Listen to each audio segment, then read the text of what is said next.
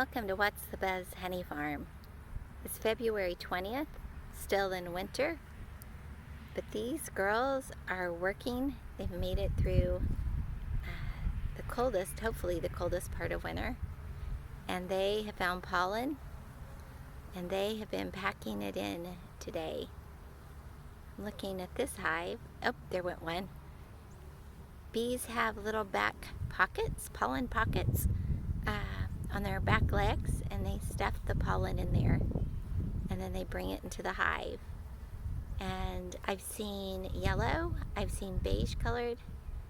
Let's see, they're so fast it's hard to see, but the girls are already working, getting ready for spring and the buildup of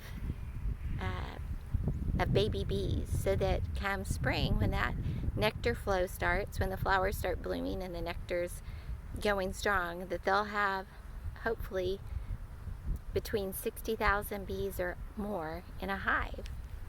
It's also during that time when the hive can get crowded and the bees will swarm, and we'll have to talk about swarming another day, but I wanted you to see that they're active. The temperature here is above 70, so they're just really enjoying this.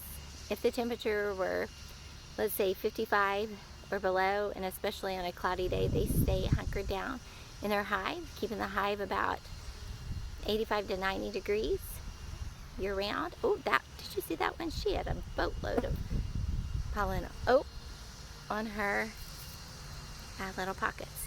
Well, I'm starting to get hit, and I'm irritating them, so I'm gonna pop off for right now, but have a great day and get outside and enjoy early spring.